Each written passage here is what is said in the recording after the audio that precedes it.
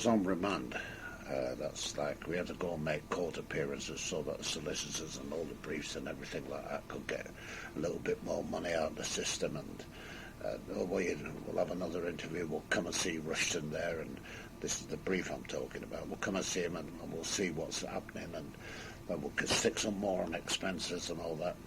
And of course, today they earn millions. In those days they earned thousands, but today they earn millions. But it gave us time anyhow. They stuck us in there. They were in no hurry, you know. They know they got their people and all that, you know. I was done bang to rights anyhow.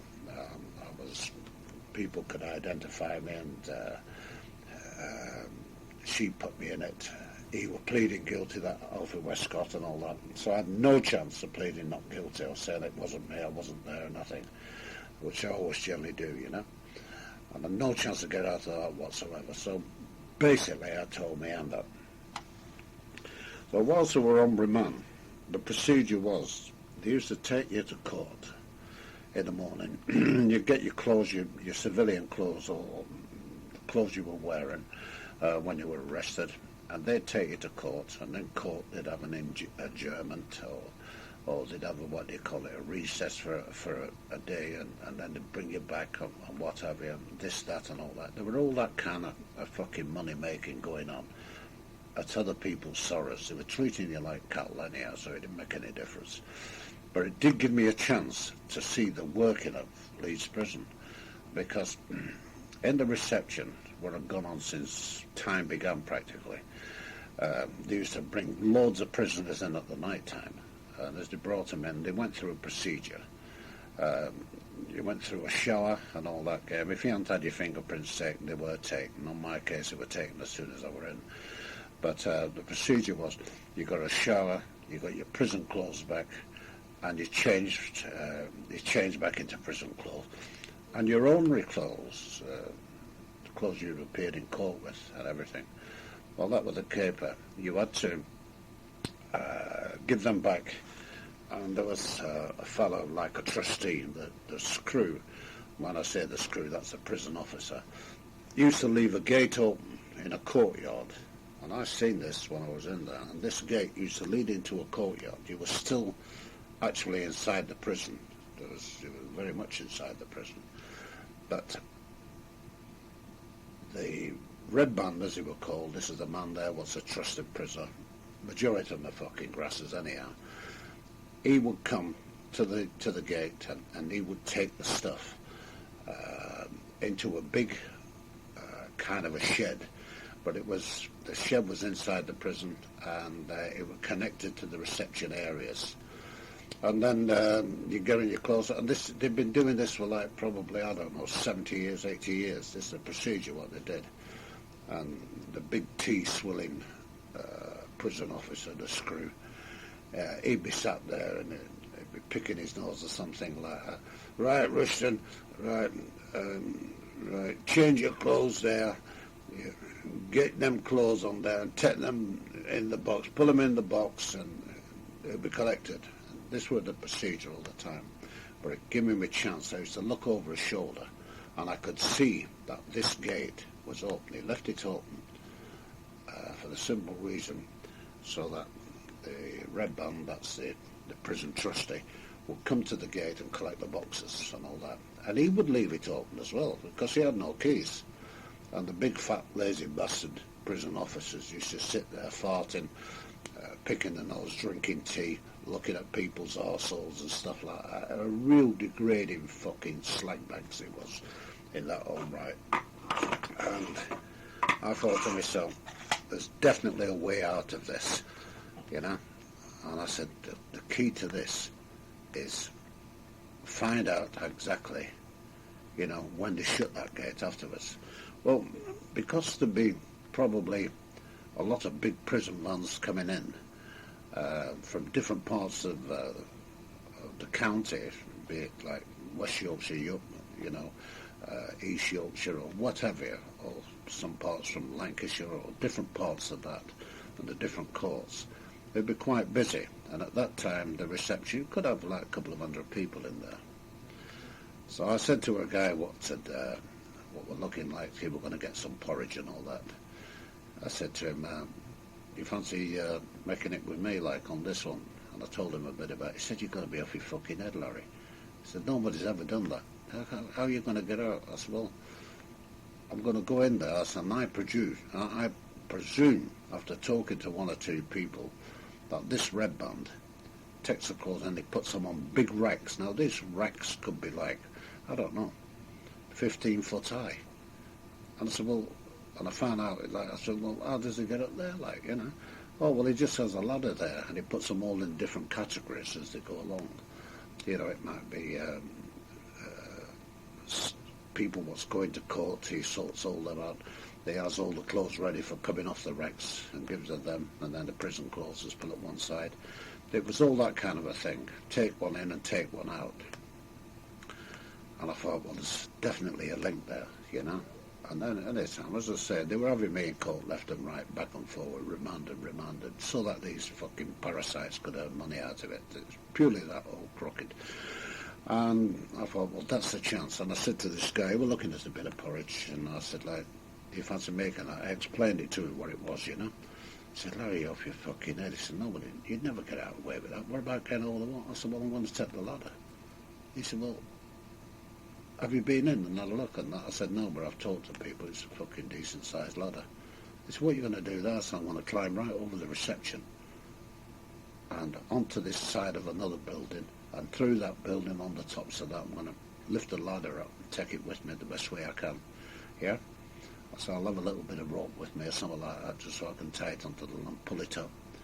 He said, fucking hell, you never do that, Larry, and all that. I said, well, I've fuck all to lose anyhow. I said, I'm going to get a lot of time, so what's the fucking difference?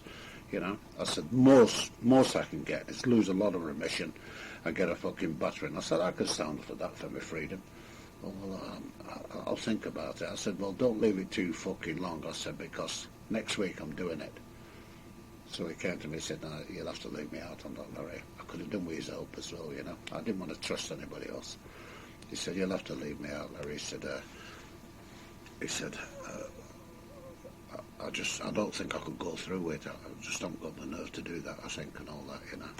I said, yeah, thanks for telling me anyhow. I said, and I said, well, I'm going to do it. He said, well, fucking good luck, Larry. Anyhow, as it was, he came back. He were on the same circuit as me, really, this guy. And I forget his name now, anyhow. But he were on the same circuit as me. We're going to court and at the same time and everything like that. So I knew that the chances was he would be there at the night when I were going to make a move. So the night came anyhow, and I'd take my prison clothes off. Not my prison clothes, my civilian clothes. I'd take them off where I'd been to court with and put them in the box. And they were in the box. And then I changed into me prison clothes and sat down there until these dirty fucking big lazy prison officers were ready to move you through and put you onto the different wings of the prison. They were all like spider wings. There was all wings leading off on each other into different sections of the prison. And they had screws coming down, other officers coming down to say, right, we'll take them for B wing or we'll take them for D wing or something. So I had a lot of time, so I was watching.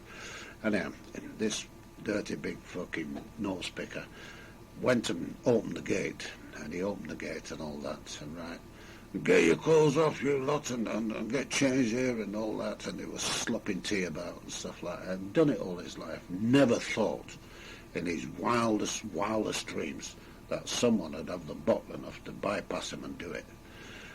They never thought. So that gate were open, and I've looked there, and I said to this fellow of mine, and I said, like, this guy, the acquaintance, I said, look, I'm going to make it now and that. He said, good luck, Larry, and all that, you know. He said, hope you do it, you know. I said, and if you hear a lot of fucking shouting, I've been captured, I think. So he said, well, let's hope not anyhow. So, time were right, and really up for it. So I was really excited up for it, you know. I wanted to do it, you know. And lo and behold, it came down this dirty big, same procedure what they'd done for hundreds of fucking, well, not hundreds of years, but a long time. Right, gates open, put the key in and open the gate and swing it to. And that was about 20-30 yards from where I was sat and all that, you know. Now my clothes I were getting, I were on special watch, And the clothes where I had the prison clothes was a yellow stripe down the leg, and one down the jacket as well. I looked like a fucking zebra. Well, you'd have run over me on a zebra fucking crossing. There's no doubt about that. And I looked a real prick. But my idea was, if it were possible, to get in there, frighten that fucking red band to death or something like that, and probably get my own clothes, you know, get my own clothes on, fucking escape. But that, I realised, was definitely going to be out of the question.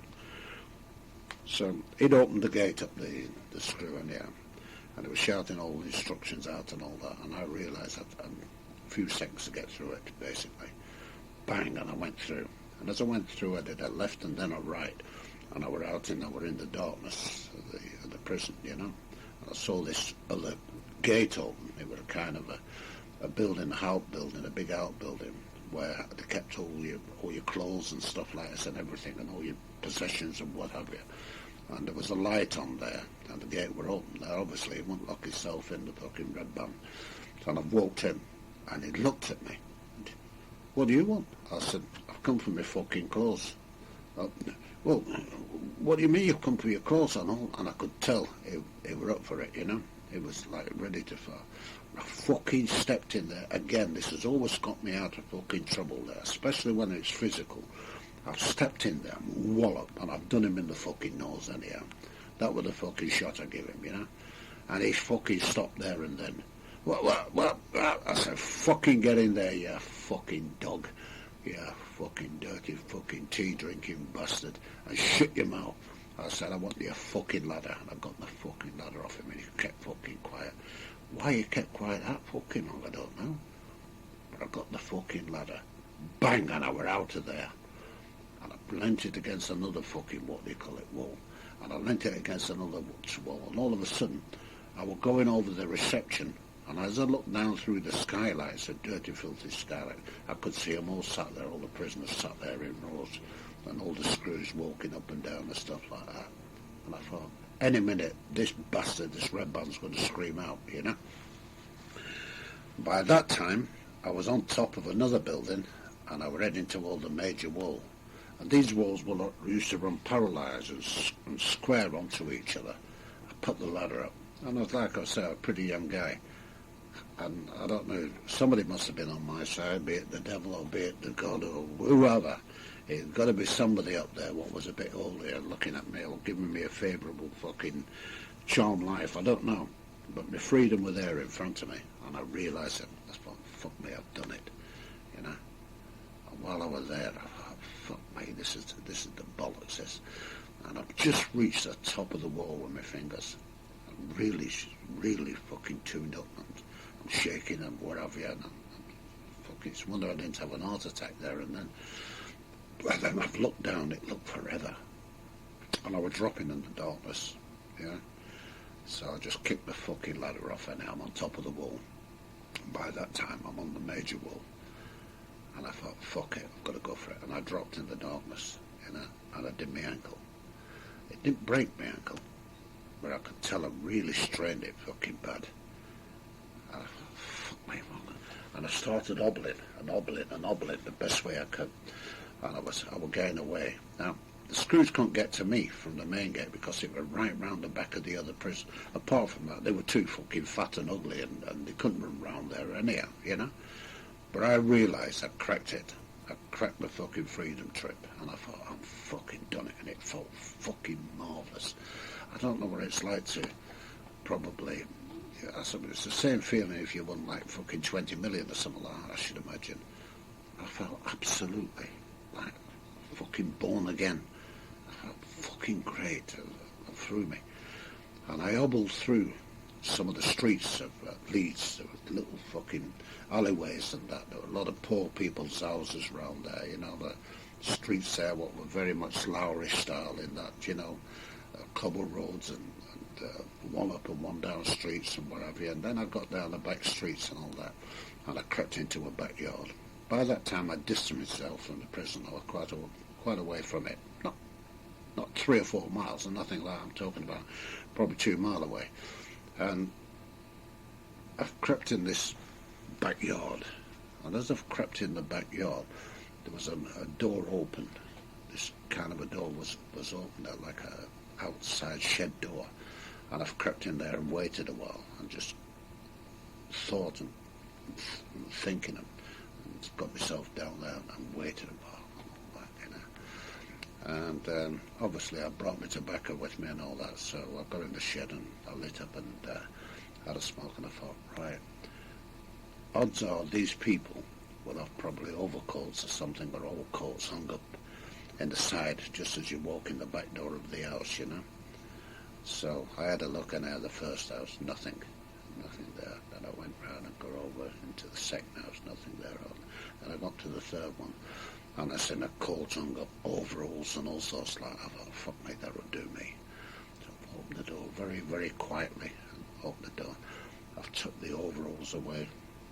I've took, what do you call it, the big heavy coat away as well. I've got that on.